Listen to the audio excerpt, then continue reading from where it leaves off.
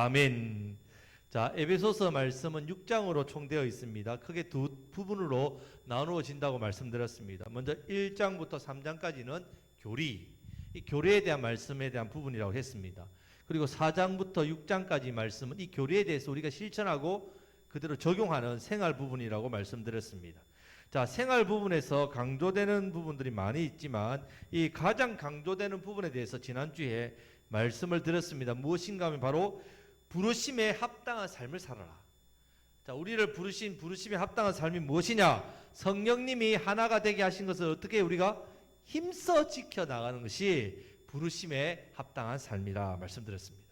자, 지금 에베소 교회 안에는 이방인과 유대인, 주인과 종, 남성과 여성, 그리고 로마 시민권에 있는 사람과 그렇지 못한 사람, 이런 온갖 부류의 사람들이 다 모여 있는데 이 사람들은 세상적으로 절대로 하나 될 수가 없습니다. 그런데 예수님의 십자가로 이 모든 것을 다 어떻게 해요?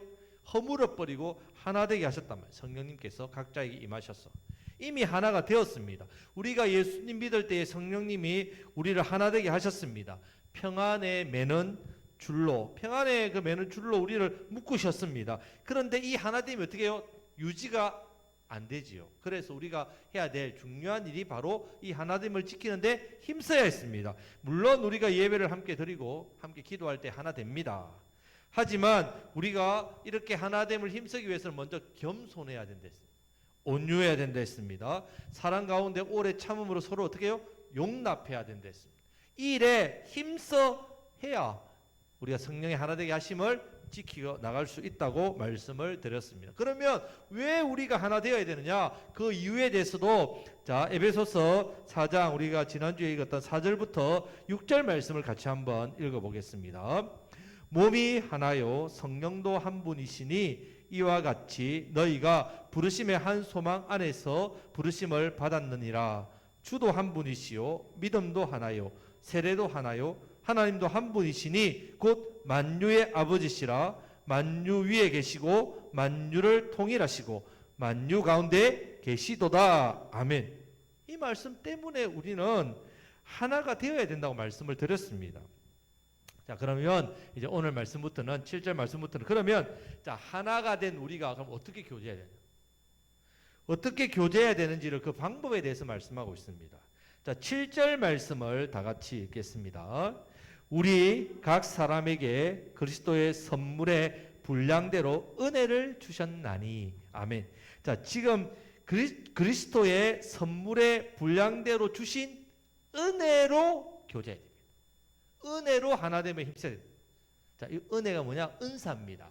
은사를 따라 해야 된단 말입니다. 자, 교회에 하나되면 모든 사람이 획일적으로 다 똑같아요. 그렇게 하나됨이 아니라 하나님께서 우리 각 사람에게 주신 이 은사를 가지고 어떻게 서로 하나되라는 말씀입니다. 자, 그래서 7절부터 10절 말씀까지는 예수님이 우리에게 이 은사를 선물로 주셨다는 것을 말씀하고 있습니다. 11절 말씀은 그 은사의 종류에 대해서 말씀하고 있고 12절 말씀에서는 그럼 은사를 주신 이유가 무엇인지에 대해서 말씀하고 있습니다. 자, 그래서 이 은사는 영적인 선물을 말합니다. 자, 그래서 7절 말씀에서 우리 각 사람에게 그리스도의 선물에 대해 은혜를 주셨다. 이렇게 말씀하고 있습니다. 그래서 은사는 각 사람에게 주셨고 그리스도의 선물의 분량대로 우리에게 주셨습니다. 그리고 하나님께서 우리에게 이 은사를 주실 때는요, 철저하게 하나님이 기뻐하시는 대로 주셨다. 하나님 원하시는 대로. 어떤 우리의 싫고 좋음이 아니라 하나님께서 우리 각 사람에 대해서 기뻐하시는 마음으로 주시고 하나님이 원대로 주셨다는 말입니다. 이것은 하나님께서 계획하고 생각하신 대로 각 사람에게 은사를 주셨다는 말입니다. 그래서 우리는 먼저 우리가 받은 은사에 대해서 철저하게 이것은 그리스도께서 우리에게 선물로 주신 것이구나. 이것에 대해서 분명히 고백해야 됩니다. 그리고 그리스도께서 이 사람에게 이 은사를 주셨고 저 사람에게는 저 은사를 주셨고 다른 은사를 주셨다는 것도 어떻게 해요? 인정해야 됩니다. 내게는 있고 저 사람에게는 없다. 저 사람 별 볼일 없구나.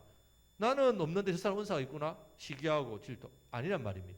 하나님께서 각 사람에게 맞게 은사를 주셨습니다. 여러분, 이것을 아는 것이 왜 중요한지 하면요, 오늘날 많은 성도님들은 은사를 사모합니다. 하나님 저에게 은사를 주십시오. 능력을 주십시오. 방언을 주십시오.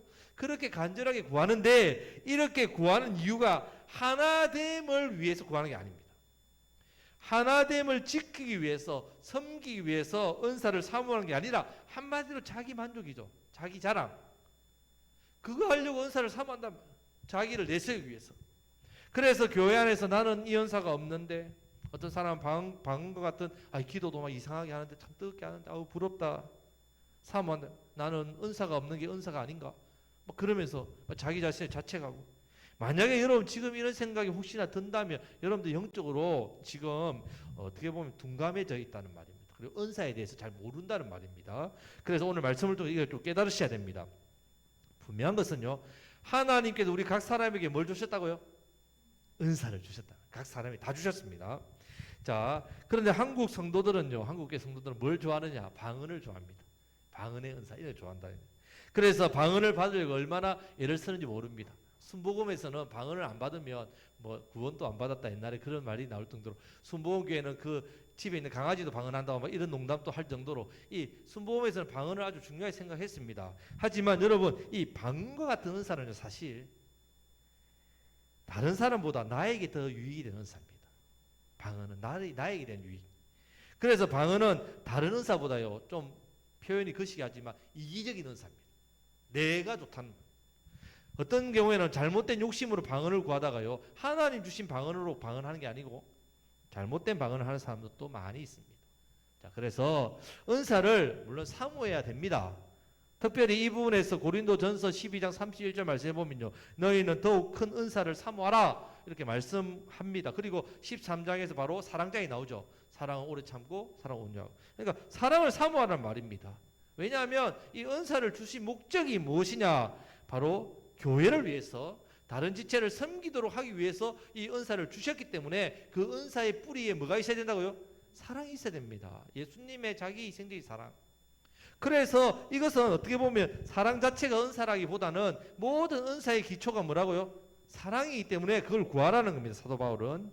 하지만 중요한 건요, 다른 말씀에 보면 이 은사는 내가 개발하는 게 아닙니다. 그리스도께서 주시는 은혜의 선물입니다. 이 은혜의 선물인 은사를 물론 사모해야 됩니다. 은사대로, 이 받은 대로 섬겨야 됩니다. 자, 중요합니다. 하지만 중요한 것은 그것을 내가 선택하는 게 아니란 말입니다. 자, 이어서 8절 말씀을 다 같이 읽겠습니다. 8절 말씀을 다 같이 읽겠습니다. 그러므로 이르기를 그가 위로 올라가실 때에 사로잡혔던 자들을 사로잡으시고 사람들에게 선물을 주셨다 하였도다. 아멘. 자, 이 말씀은 좀 순간 이해가 안 됩니다.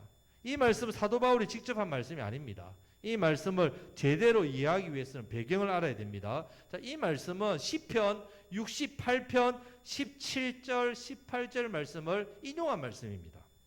자, 그 말씀이 무엇이냐면 하나님의 병거는 천천히요 만만이라 주께서 그 중에 계심이 시온산 성소에 계심 같도다.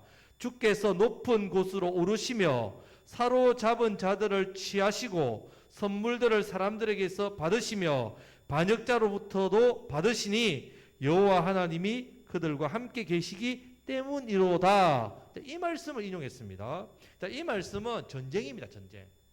자, 전쟁을 의미하는데, 자, 이스라엘 백성들이 전쟁에 나갈 때에 하나님께서 그들을 대신해서 전쟁에서 싸워 주십니다. 그렇기 때문에 이스라엘 전쟁에서는요, 이스라엘은 말도 필요 없고 병거도 무기도 필요 없습니다. 그래서 신명기 17장 말씀을 보면요, 말을 많이 둘 필요도 없고 병거도 없다 그렇게 말씀하시면서 이스라엘 전쟁은 오직 사람만 있습니다. 사람만. 자, 그래서 신명기 21장 말씀에서도 전쟁에서 두려워 떠는 자는 돌아가라 이렇게 합니다. 그리고 약혼하고 아내를 취하지 못한 자도 돌아가라. 자, 포도농사 짓고 따먹지 못한 사람도 돌아가라. 그리고 집을 짓고 낙성식 못한 자도 돌아가라. 그리고 이렇게 돌아가는 자들을 보고 두려워서 떠는 자도 돌아가라 했습니다. 그래서 이스라엘 전쟁에는요, 말도 무기도 사람도 적은 것이 특징입니다. 그런데 이렇게 전쟁 나가면 결과는 어떻게 됩니까? 사람도 작고 무기도 없고 말도 없고 병거도 없는데 싸우면 당연히 세상적으로 보면 죽지요. 저지요. 하지만 나가면 백전백승입니다. 왜 그렇습니까? 전쟁을 누가 하시니까? 하나님께서 직접 싸우시고 역사하시기 때문에 백전백 무조건 이긴단 말이에요.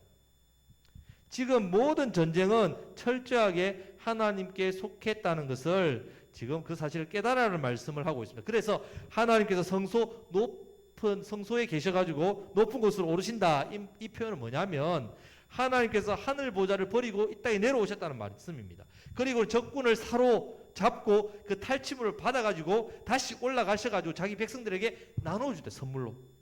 이 표현입니다.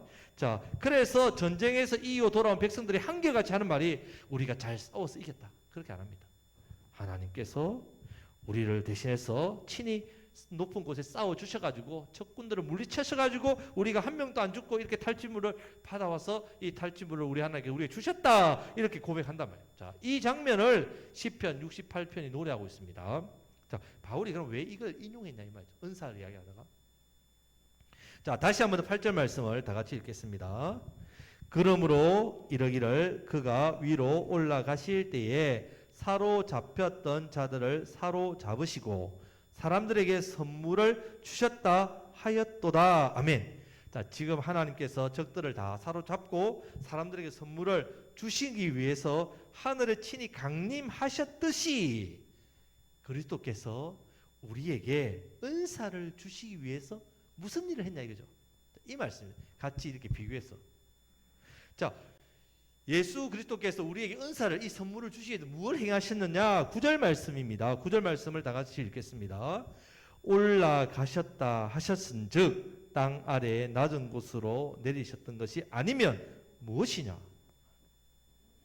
자, 올라가셨다 했기 때문에 틀림없이 예수님이 또 무엇을 버리고 오셨다고요? 하늘 보좌를 버리고 내려오신 게 분명하다면. 그러면 자, 그리스도께서 우리에게 은사를 주시기 위해서 행하신 일이 무엇이냐면요, 마치 구약 시대 전쟁 때처럼 하나님께 친히 하늘 보좌를 두고 내려오셔가지고 강림하셔서 적군을 친히 물리쳐 주시고 그리고 성도들에게, 백성들에게 이 탈취물을 나누어 주셨듯이 우리 예수님께서도 하늘 보좌를 버리시고 이 땅에 오셔서 십자가 지시고 부활하셔서 성령 보내주셔서 그 결과로 우리에게 무엇을 주셨다고요? 은사를 주셨단 말이에요. 여러분, 이 은사가 여러분들이 그냥 내게 어떤 능력이 있다 이런 차원이 아닙니다. 이 은사는요, 바로 친히 하나님께서 이 땅에 오셔서 우리를 대신 싸워 이기시고 그 이기신 탈취물 선물을, 은사, 은혜의 선물을 주셨단 말이에요. 각자에게 다 주셨단 말이에요. 자, 10절 말씀을 다 같이 읽겠습니다. 내리셨던 그가 곧 모든 하늘 위에 오르신 자니 이는 만물을 충만하게 하려 하심이라. 아멘. 내리셨던 그가, 내려오셔서 십자가에 달려 죽으신 그리스도, 이 말씀입니다. 다시 성천하셔서 하나님 보좌 우편에 앉으셨습니다. 그 이유가 바로 이는 만물을 충만하게 하려 하심이라. 만물을 회복시키기 위해서 성천하셨다. 다시 재림하셔서 심판하시고 천년왕국 새하늘 새 땅 우리에게 주신단 말입니다. 자, 그래서 7절부터 10절까지의 말씀은요, 바로 은사는 철저하게 그리스도께서 우리에게 자신의 뜻대로 주신 선물이란 말이에요. 자, 그리고 이 선물을 주시기 위해서 하늘 보좌를 버리고 이 땅에 내려오셔서 십자가에서 지시고 죽으시고 부활 성천하시 승리하셔서 성령으로 보내셔서 이 승리의 탈취물, 이 은혜의 선물을 주신 것이 바로 은사입니다.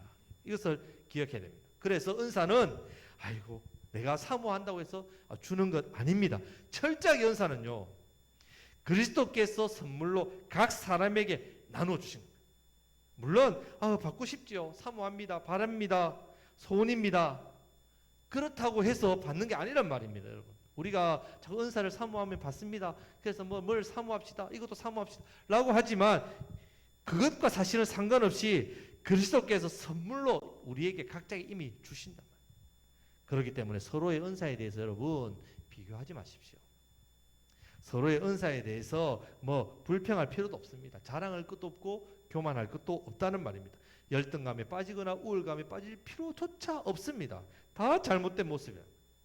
그리고 자랑할 것도, 자신의 공덕을 내세울 것도 전혀 없다는 말이에요. 오직 은사를 주시 그리스도께 감사할 뿐이죠. 내게 이런 은사를 주신 것에 대해서 너무너무 감사하고 이 은사를 가지고 우리는 교회를 섬기고 성도님들을 예수님처럼 자기 희생적인 사랑을 가지고 섬길 뿐이란 말입니다. 은혜를 주셨으니 선물을 주셨으니 내가 이것 따라 섬기겠습니다. 그런데 놀랍게도 하나님께서는 이 모든 수고와 섬김 뒤에 뭘 주신다고요? 상급을 주신단 말이에요. 얼마나 감사한지 모릅니다. 자, 그래서 11절 말씀에서 주신 은사에 대해서 말씀하고 있습니다. 자, 11절 말씀을 다 같이 읽겠습니다. 그가 어떤 사람은 사도로, 어떤 사람은 선지자로, 어떤 사람은 복음 전하는 자로, 어떤 사람은 목사와 교사로 삼으셨으니. 아멘. 자, 지금 모든 사람에게 은사를 다 주셨다는 모든 은사를 다 주셨다는 말씀이 아닙니다. 자, 이 말씀에서는 직분적인 은사입니다. 어떤 직분에 대한 부분입니다. 그래서 5가지로 나오고요.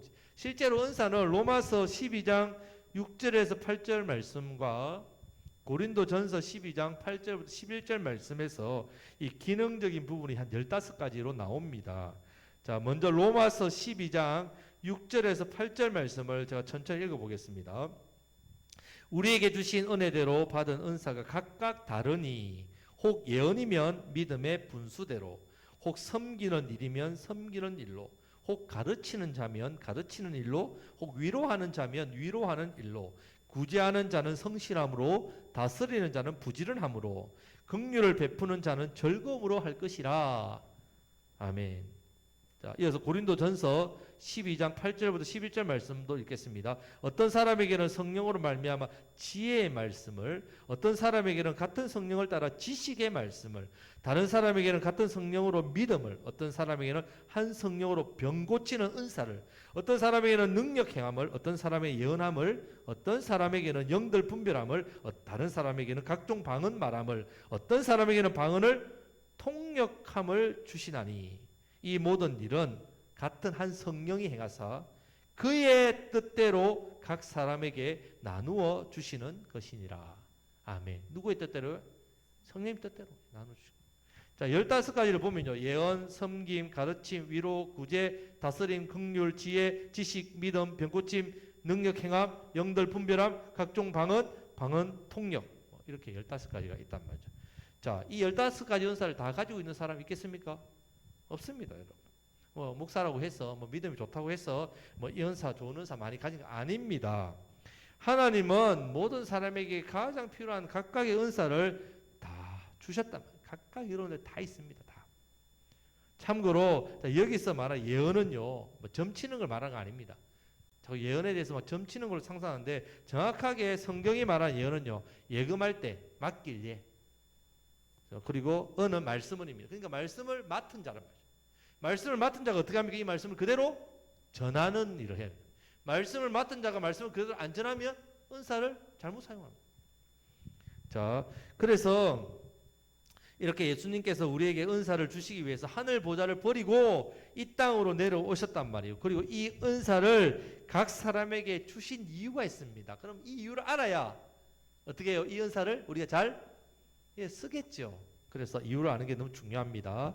은사를 주신 이유를 바로 알아야만 우리가 은사를 제대로 사용할 수 있습니다. 자, 12절 말씀을 다 같이 읽겠습니다. 자, 12절 말씀입니다.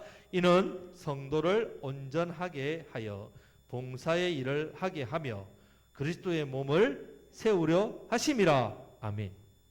여러분, 교회는 그리스도의 몸입니다. 자, 이 교회를 위해서 각 사람에게 하나님께서 뭘 주셨다고요? 은사를 주셨단 말입니다. 그래서 교회를 세우고 교회 봉사하고 약한 성도를 온전케 하도록 은사를 주셨단 말이에요. 온전케 한다는 말은 성숙하게, 믿음이 성장하고 성숙하게 하는 걸 말합니다. 자, 한마디로 몸된 교회를 세우라고 은사를 주신 겁니다. 여기에 각 보면요, 성도를 성숙하게 하는 것도 교회를 세우는 거고요, 교회 안에 봉사도 교회 안에서 봉사를 말하죠. 자, 그리스도의 몸을 이렇게 세우는 이 일이 바로 우리에게 주신 은사입니다. 일단은 자랑하라고 주신 게 아닙니다. 은사는 방언을 받았다고 하면요, 우선 기도할 책임이 있다는 말이죠. 내가 방언을 받았습니다. 그럼 하나님 내게 이 은사를 주신 거죠. 그럼 왜 주셨습니까? 기도에 대한 책임. 한국 교회를 위해 기도하고 자기 교회를 위해 기도하고 목회자를 위해 기도하고 중직자들과 성도들을 위해 기도하고 이웃들을 영혼들을 위해 기도하라고 할 책임이 이 방언의 은사를 받은 사람이 있다는 말입니다. 그럼 안 하면 어떻게 됩니까? 이거 감당하지 않으면 어떻게 되겠습니까?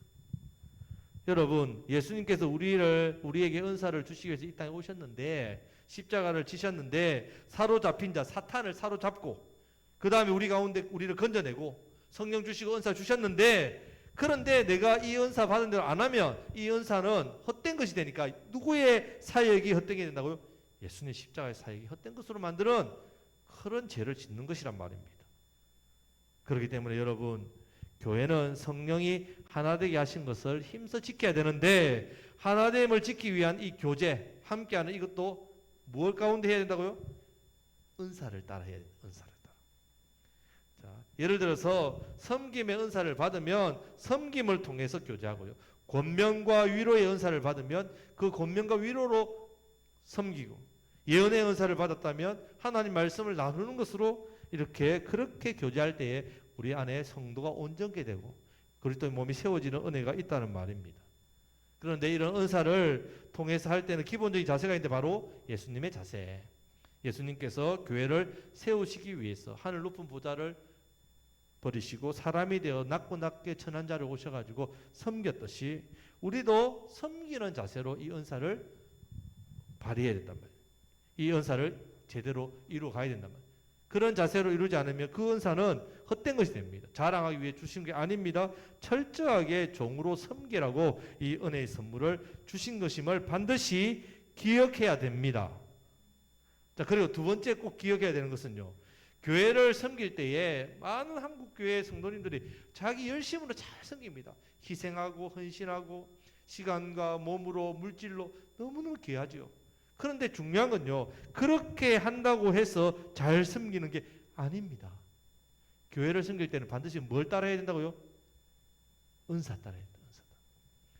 은사를 따라 섬겨야 됩니다. 은사대로 섬겨야 됩니다. 하나님께서 교회를 섬기고 그리스도 몸을 세우라고 뭘 주셨다고요? 은사를 주셨단 말이에요. 남들이 이거 하니까 좋아 보이니까 나도 섬기고, 물론 우리가 은사에 대해서 잘 모를 때는 이것저것 할 수도 있습니다. 하지만 믿음이 자라고 성숙하면 내 은사가 무엇인지 알면 그 은사대로 반드시 섬겨야 됩니다. 왜냐하면 하나님께서 우리에게 교회를 세우게 하시기 위해서, 섬기게 하시기 위해서 은사를 주셨기 때문에 그렇습니다. 자, 사사기 9장에 보면요, 이 요담의 나무 비유가 나옵니다. 이 나무 비유가 참 은사와 이 마음이 합합니다. 자, 나무들이 왕들을 세우려고 합니다. 이제 자기들의 왕.